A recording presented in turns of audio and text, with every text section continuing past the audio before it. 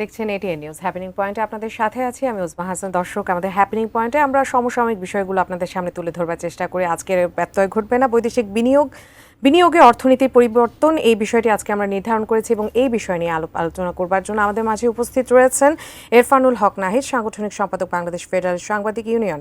জনাব, আপনাকে অসংখ্য ধন্যবাদ আমাদের অনুষ্ঠানে উপস্থিত হওয়ার জন্য। ধন্যবাদ আপনাকেও। এটিএন নিউজের সকল দর্শককে অনেক অনেক শুভেচ্ছা। আমরা দেখেছি যে সম্প্রতি 4 দিন ব্যাপী বাংলাদেশ বিজনেস সামিট হয়ে গেল 2025 এবং এটাই এই হোটেল ইন্টারকন্টিনেন্টালে হলো 550 জন ইনভেস্টর এসেছিলেন, ফরেন ইনভেস্টর বাংলাদেশে এসেছেন এবং তারা যে আমাদের বৈদেশিক বিনিয়োগের জন্য তারা বিভিন্ন অঞ্চলগুলো ঘুরে দেখেছেন এবং এটা নিয়ে বেশ সরগরম ছিল কিন্তু মিডিয়াগুলো। তো অনেক দিন তো হয়ে গেল, 7-8 দিন প্রায় হয়ে গেল। আমরা একটু জানতে চাইবো যে এই যে এত বড় একটা সামিট বাংলাদেশে প্রথমবারের মতো বিজনেস সামিট, এটার মূল উদ্দেশ্যটা কি ছিল? ধন্যবাদ আপনাকে। আপনি একেবারে বানিয়ে একটা ইস্যু আপনি নিয়ে আসছেন। উদ্দেশ্য আসলে তো আপনার ইনভেস্টমেন্ট বাড়ানো, মূলত তো উদ্দেশ্য এটা হচ্ছে যে আমি মোটা দাগে যদি বলি, আর যদি আরেকটু ভিতরে যেয়ে বলি যে বাংলাদেশের এই ইনভেস্টমেন্টে প্র্যাকটিক্যাল যে চিত্রটা, আমাদের অনেকগুলো ইপিজেড হয়েছে, আমাদের যে জোনগুলো হয়েছে, অনেকগুলো সেবা খাত ডেভেলপ করছে এবং বর্তমান সরকারের যেই কার্যক্রম এরা কীভাবে কাজ করছে, এই ফাংশনিংগুলিকে ওনারা যদি প্র্যাকটিক্যালি না আসতেন, দেখতেন না বা বুঝতেন না। তো প্র্যাকটিক্যালি আসা এবং ভিজিট করাতে আমার মনে হয় যে অনেকটা ক্লিয়ার হয়ে গেছে। আর এখানে আরেকটা বিষয় হচ্ছে যে ধরেন আমরা তো আপনি জানেন যে একটা বড় ধরনের একটা শ্বাসরুদ্ধকর অবস্থা থেকে বেশ মানে গত বছর মাত্র পার হয়ে এসেছি। তো এখন এই মুক্ত পরিবেশে, মুক্ত বাজারে যে অর্থনীতিটা আছে, এখানে আমাদের বাংলাদেশ এখন কোথায় দাঁড়িয়ে আছে, এটাও ইনভেস্টরদের দেখার একটা সুযোগ হলো। একটা পারসেপশন আর কি, আমরা কি চেঞ্জ করতে পেরেছি কিনা, এটাই তো মূল উদ্দেশ্য। ডেফিনেটলি আপনি দেখবেন যে এখানে 550 মতো মানে আপনার ইনভেস্টমেন্টের জন্য ভিজিটর এসেছিল এবং এর মধ্যে বেশ ভালো একটা বিনিয়োগ হয়েছে। আমি যেটা বলতে চাচ্ছিলাম যে আপনি ধরেন মানে এখন বিনিয়োগের আসলে বিনিয়োগকারীরা কী চায়, বিনিয়োগকারী যে জিনিসগুলি চায় ওগুলো যদি আমরা এনশিওর করতে পারি। এবার ধরেন বিনিয়োগের পরিমাণটা খুবই মানে অ্যাজ পার ডিক্লেয়ার্ড বা আশিক চৌধুরী, বিডার 3100 কোটি টাকার মতো ইনভেস্টমেন্ট নিশ্চয়তা পেয়েছেন। তো আমি মনে করি যে এটা খুবই অ্যামাউন্টটা খুব কম। আর কিন্তু যদি এটা লং রানে আপনি ধরেন যে যারা ভিজিট করে গিয়েছেন অনেকে তো ডিসিশন জানাননি, পরিবেশটা দেখেছেন, ওনাদের বডি আছে, ওনাদের যে অথরিটি আছে, ওদের সাথে কথা বলবেন, বলে টলে হয়তো বা আর একটু বাড়তে পারে। তো প্রত্যাশা আরও একটু বেশি ছিল।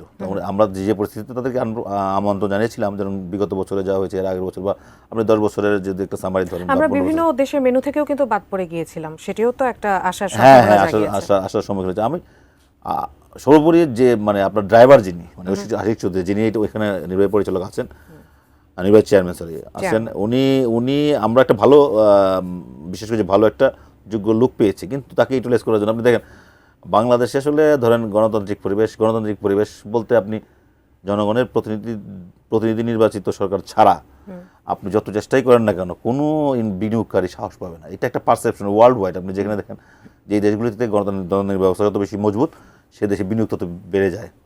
আমাদের এই যে উন্নয়নশীল দেশে, আমাদের মতো উন্নয়নশীল দেশে আমরা আমাদের একটাই তো শক্তি যে আমাদের হাত, মানে আমরা জনগণ, আমাদের পাবলিক। তো আমরা এখানে যদি একটা নির্বাচিত সরাসরি ভোটে জনগণের মনোনীত নির্বাচিত সরকার থাকতো, তাহলে ধরেন ওই নির্বাচিত সরকারের প্রতিনিধি যদি এই আশিক চৌধুরী হইতো, আমার মনে হয় যে এটা কয়েকশো গুণ বেড়ে যেত বিনিয়োগটা। তো আমি মনে করি যে আমাদের যোগ্য লোক খোঁজা দরকার এবং যোগ্য লোকের হাতে যোগ্য দায়িত্ব দিয়ে এটার সাথে কানেক্টিভ ইনভেস্টমেন্টের টোটালটা হচ্ছে গভর্নমেন্টের সাথে কানেক্টেড। গভর্নমেন্ট যত বেশি আশ্বস্ত করতে পারবে বিনিয়োগকারীদের, তত বেশি এরা উৎসাহিত হবে। সেক্ষেত্রে নির্বাচিত সরকার, একটা ভোটের দ্বারা নির্বাচিত সরকার একটা পূর্ব শর্ত। এটা আপনি যেভাবেই আপনি ব্যাখ্যা করেন না কেন। আপনি বিডার চেয়ারম্যান আশিক চৌধুরীর কথা বলছেন এবং তিনি কিন্তু অত্যন্ত স্মার্ট একজন ব্যক্তি এবং ভবিষ্যৎমুখী একজন নেতা আমরা বলতে পারি, একদম এটা অনস্বীকার্য। তো বাংলাদেশের প্রেক্ষাপটে উনি একটা কথা বলেছেন যে ট্রান্সশিপমেন্ট বাতিল একটা সুযোগ করে দিয়েছে, এই কথাটি কিন্তু উনি বলেছেন। এই কথাটির ব্যাখ্যা আপনি কিভাবে দিবেন? ইন্ডিয়ার সাথে ট্রান্সশিপমেন্ট বাতিল, আপনি যদি এটা কিন্তু আপনি ট্রান্সশিপ বাতিল এই বক্তব্য দিয়ে কিন্তু দায়সারা ভাবে হইলে হবে না। সুযোগ করে দিয়েছে মানে কি, পরের লাইনটা কিন্তু ব্যাখ্যা করা হয় না, কি সুযোগ করে দিল। আর সুযোগ করে দিয়েছে মানে আমরা সুযোগ বলতে আমরা কি বুঝবো? আমাদের পারসেপশন তো না, এটা বাংলাদেশের সাধারণ মানুষ এটা বুঝতেছে না। ওনাকে আরেকটু ক্লিয়ার করতে হবে যে আমরা এই ট্রান্সশিপমেন্ট বাতিলের ফলে আমাদের কি কি সুযোগ সৃষ্টি হইলো। কিন্তু আমি তো মনে করি ট্রান্সশিপমেন্ট বাতিলটা আমাদের জন্য মানে নেগেটিভ ইন এ সেন্স, ধরুন হচ্ছে যে এটা পারস্পরিক যে সম্পর্ক দুই দেশের, এটাকে আরও বেশি আচ্ছা, সে বিষয়ে আমরা আসবো, তার আগে আমাদের বিরতি যাবার একটি সময় হয়ে গেল। ছোট্ট একটি বিরতি থেকে ফিরে আসছি। দর্শক কোথাও যাবেন না, আমরা কিন্তু আমাদের এই আলোচনা চালিয়ে যাব। বিরতির পর আবারও ফিরে আসছি। ধন্যবাদ সবাইকে সাথে থাকার জন্য।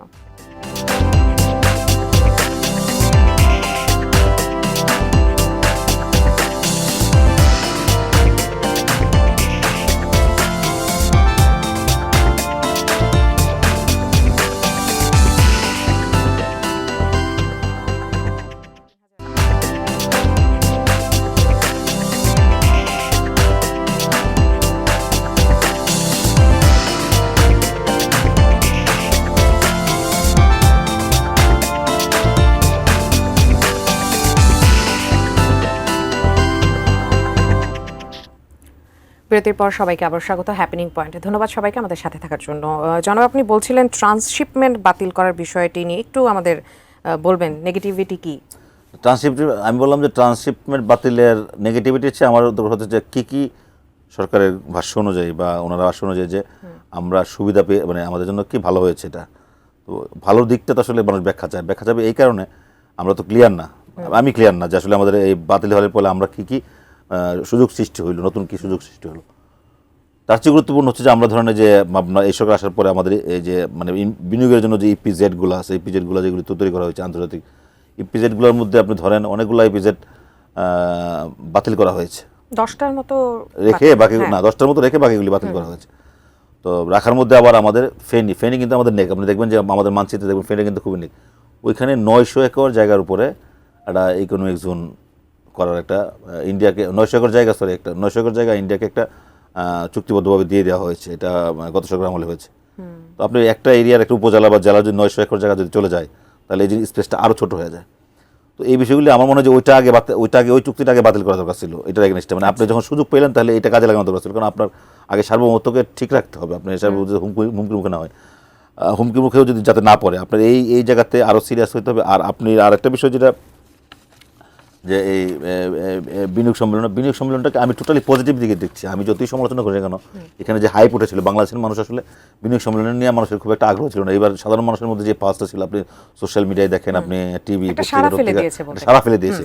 এই সারাটাকে আমি মনে করবো একটা পজিটিভ দিক, এবং এটাকে মানুষকে সচেতন করবে আরও যে কীভাবে ধরনের যে আমরা অল্পতেই গার্মেন্টসে অসন্তোষ তৈরি হয়, অল্পতেই এই অল্প অসন্তোষের বাইরে গিয়ে আমরা যদি সচেতন থাকি তাহলে কিন্তু বিনিয়োগকারীরা উৎসাহিত হবে। একটা গন্ডগোল হলে গার্মেন্টসে একটা যে কোনো ছোটোখাটো বিষয় নিয়ে দেখা গেছে যে একটা বড় ধরনের সংকট তৈরি হয়। এই সংকটগুলি কম হবে, মানুষ সচেতন হবে যে আমরা যদি এগুলি করি তাহলে আমাদের বিনিয়োগটা নিশ্চয়ই হবে। আলটিমেটলি কাজ না থাকলে সব বেকার হয়ে যাবে। বেকার হইলে আসলে মানে গন্ডগোলের পরিধিটা আরও বাড়বে।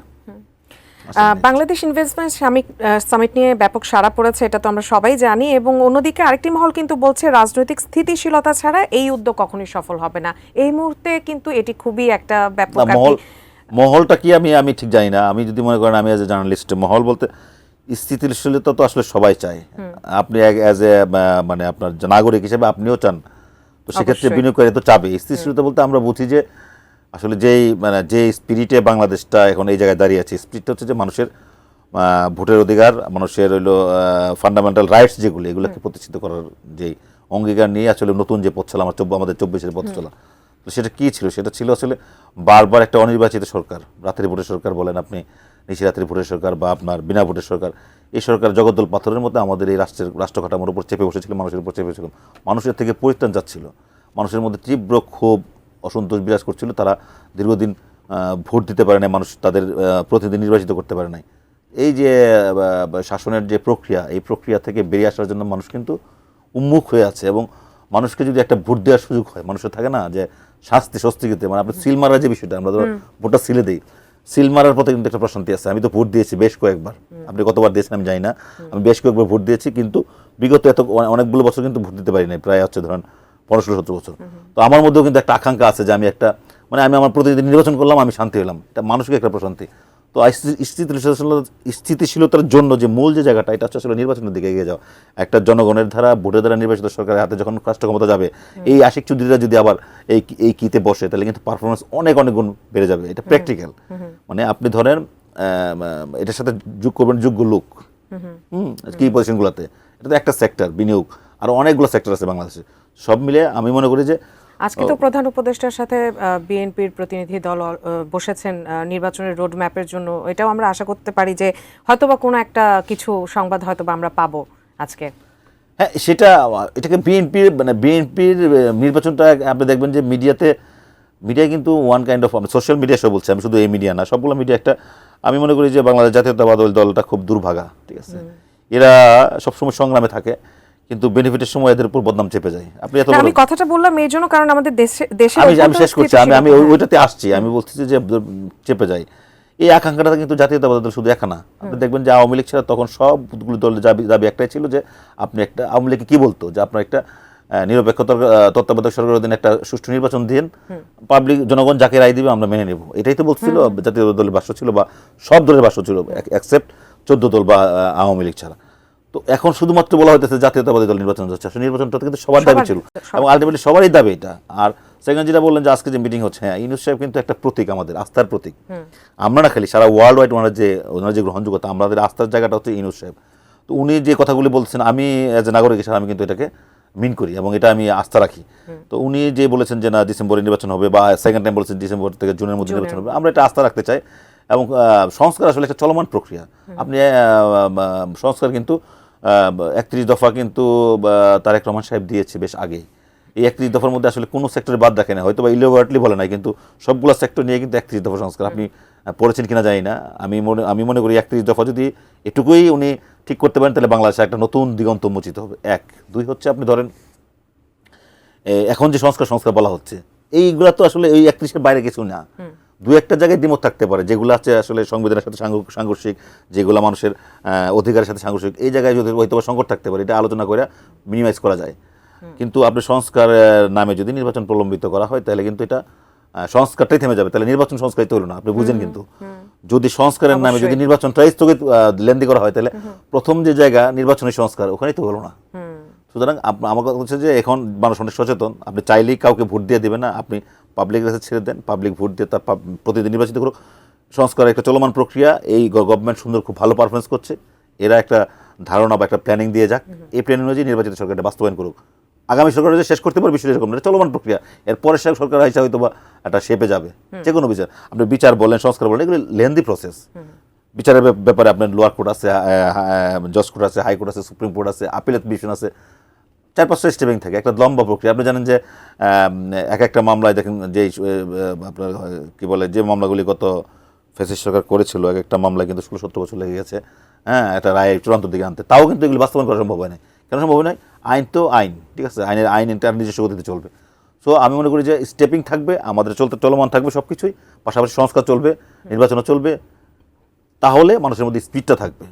এখন আপনি আজকে বাংলাদেশ কিন্তু খুব ঐক্যবদ্ধ, আপনি দেখবেন প্যালেস্টাইন নিয়ে যা হয়েছে, আপনি চিন্তা করতে পারেন বাংলাদেশ কতটা ঐক্যবদ্ধ। তো তাহলে আমরা যদি জাতীয় স্বার্থ বা আমাদের মানে মূল চেতনা যেটা, ঠিক আছে, এই চেতনা যদি আমরা ঐক্যবদ্ধ থাকি, আমাদের পক্ষে সবই সম্ভব। জাতি হিসেবে আমরা অনেক বেশি ম্যাচিউরড এখন, এবং বিশেষ করে আমাদের যে নতুন যে প্রজন্ম, যারা জন্মগ্রহণ করেছে 2002, 3, 4, 5, মনে হয় 8-এ যে ভোটটা হয়েছে, ওইটা আমরা ধরে নিই একটা মিনিমাম একটা মার্ক। এরপরে যারা জন্মগ্রহণ, এরা ভোটার হচ্ছে এবার, তো এদের মধ্যে একটা আকাঙ্ক্ষা তৈরি হচ্ছে। আর এই প্রজন্ম কিন্তু অনেক বেশি আপডেট, আপনি চাইলেই তাকে যাতা বোঝাতে পারবেন না, তাকে তো সো এরা অনেক স্মার্ট, এদের হাতে ছেড়ে দেন না, এরাই নির্ধারণ করুক এদের আগামী নেতৃত্বে ওনারা কি চায়। জি, অবশ্যই। আমরা বিদেশি বিনিয়োগকারীদের কথা বারবার ভাবছি, চিন্তা করছি, এবং বিজনেস সামিটে কিন্তু মোটামুটি তাদেরকেই ফলো করে দেখানো হয়েছে। কিন্তু বাংলাদেশের পরিস্থিতিতে এখন দেশীয় বিনিয়োগকারীদের কি অবস্থা, বা তাদেরকে উদ্বুদ্ধ করার জন্য কি পদক্ষেপ ছিল? দেশীয় বিনিয়োগকারীরা আসলে হচ্ছে কি, দেশীয় বিনিয়োগকারীদের মধ্যে যে যারা বড় বড় গ্রুপ ছিল, ধরেন আমি স্পেসিফিকলি বেক্সিমকো বা ধরেন বসুন্ধরা, আরও অন্য বড় বড় যে গ্রুপ, প্রত্যেকটা গ্রুপেই কোনো না কোনোভাবে এই করাপশনের সাথে, রাষ্ট্রীয় যে করাপশনের সাথে জড়িয়ে পড়েছে। এখানে কিন্তু একটা হুমকি আছে বলতে, আপনি এই গ্রুপগুলোকে যদি আপনি ট্রায়ালে নেওয়া, গ্রুপগুলো মানে গ্রুপের মালিকগুলো, গ্রুপ তো আর কোনো অন্যায় করে না, নেতৃত্বে বা যারা ড্রাইভিংয়ে থাকে বা যারা পরিচালনায় থাকে, ওনারা কিন্তু প্রত্যেকেই কিন্তু নানানভাবে এই রাষ্ট্রীয় যে ছিল দুর্বৃত্তায়ন, রাষ্ট্রীয় যে অনিয়ম অনাচারের সাথে জড়িয়ে পড়েছে। সেটা অনেকে ধরেন বাধ্য হয়ে বলতে পারে, বাধ্য হয়ে করেছে, অনেকে বলতে পারে যে অতি উৎসাহিত হয়ে করেছে। কিন্তু যারা অতি উৎসাহিত হয়ে করেছে তাদের ব্যাপারটা তো ভিন্ন, অনেকে বাধ্য হয়ে করেছে, কারণ তাদের বিজনেসটা করতে হবে। তো দুইটা ক্যাটাগরি। এখন এইগুলা যদি মীমাংসা না হয়, এখন বিনিয়োগকারী বলতে হুট করে তো আমার কাছে তো 500 কোটি টাকা না, 1000 কোটি টাকা, আমি কোথায় ইনভেস্ট করবো? টাকা তো ওনাদের হাতে, লক্ষ লক্ষ কোটি টাকা পাচার হয়ে গেছে, এই টাকাগুলি ফেরত আনতে হবে। এই টাকাগুলি যদি ফেরত না আনা হয় বা আমাদের যে যে অর্থনৈতিক ভ্যাকুয়াম, আপনি জানেন ব্যাঙ্কগুলি, আমি নিজে প্রত্যক্ষদর্শী, ব্যাঙ্কগুলি দেউলিয়া হয়ে গেছে। আমি এক ভদ্রলোক একটা 1 লক্ষ টাকার চেক দিয়ে একটা ব্যাংকের নাম বলবো না, ব্যাংকে আমি শুরু করতে চাই না, 1 লক্ষ টাকার চেক দেওয়ার পরে তার 4 টাকা দিতে পারছে না, ঠিক আছে, তাকে 20,000 করে কিস্তি করে 5 বারে দেওয়া হয়েছে, এটা ফ্যাক্ট। যদি প্রমাণ লাগে আমি দিতে পারবো, আমি আমরা তো honest করে বলছি। দেখেছি। তো এখন যদি হয় ব্যাংক, যদি একটা ব্যাংক, তফসিলি ব্যাংক যদি 1 লক্ষ টাকা গ্রাহকের দিতে না পারে, তার জমা টাকা, খুব দুঃখজনক নয় কি? তো ওই জায়গাতে আমাদের আসলে আমাদের ইকোনমি কিন্তু খুবই ভিতরে কিন্তু খুবই খারাপ অবস্থা, আমাদের টাকা কিন্তু নাই, সব নিয়ে গেছে পাচার করে। ওই টাকাগুলি ব্যাক করে আনতে হবে, গভর্নমেন্টের উচিত হবে ওটা জোর দেওয়া যায়, এগুলি মানি ব্যাক করেন আপনি, আপনার এই ভ্যাকুয়ামটা ফুলফিল করেন। আর একটা গুরুত্বপূর্ণ কথা আমি বলতে চাই, এই যে 2027 সালে আমাদের সমস্ত এই যে ঋণ করে প্রজেক্ট করে লুট করে নিয়ে যাওয়া হয়েছে, ঋণ করে প্রজেক্ট করেছে, লুট করে নিয়ে যাওয়া হয়েছে, মানে ঋণটা আমার ঘাড়ে, আপনার ঘাড়ে, আমাদের প্রত্যেকের ঘাড়ে কিন্তু প্রায় 2 লাখ টাকা করে ঋণের বোঝা চাপাই দিয়ে এই টাকাটা লুট করে নেওয়া হয়েছে। এখন এই যে প্রজেক্টগুলো, এদের কিস্তি শুরু হবে কিন্তু এই যে আপনি ধরে নিচ্ছে এই যে 27 সাল থেকে পুরোদমে কিস্তি শুরু হয়ে যাবে, মানে রিটার্ন শুরু হয়ে যাবে। আপনি যখন এই যে দিবেন, রিটার্ন দিবেন, দিতে আপনি তো অস্থির হয়ে যাবেন, কারণ আপনার যে পরিমাণ ঘাটতি, এই ঘাটতি আপনি কোথেকে দেবেন? আপনার ব্যাংকে টাকা নেই, আপনার রিজার্ভে যে টাকা আছে এটা দিয়ে আপনার তো চলতি কষ্ট হচ্ছে, যখন আপনি ঋণের কিস্তি দেবেন তো রিজার্ভ সংকট পড়ে যাবে। তো এগুলি আলটিমেটলি কোনো প্রস্তুতি আছে কিনা, আর একটা নির্বাচিত সরকার ছাড়া এই বড় ধরনের একটা ইনিশিয়েটিভ নেওয়া কতটুকু পারবে কিনা, অনেক বিষয় আছে। তবে আমরা শেষমেশ ইউনুসের সহযোগিতা লাগবে, আমরা ইউনুসের প্রতি আস্থা রাখতে চাই। ডক্টর ইউনুস এই যে নাইস ম্যান, এবং পুরো জাতি তার দিকে তাকায় আছে, দল মত বর্ণ নির্বিশেষে আমরা ডক্টর ইউনুসের দিকে তাকায় আছি। আমি আশা করি যে উনি মানুষের যে আকাঙ্ক্ষার প্রতিফলন উনি ঘটাবেন, উনি একটা সুষ্ঠু নির্বাচনের মাধ্যমে একটা নির্বাচিত সরকারের হাতে, উনি বাইরে থেকেও পরামর্শ দিতে পারেন।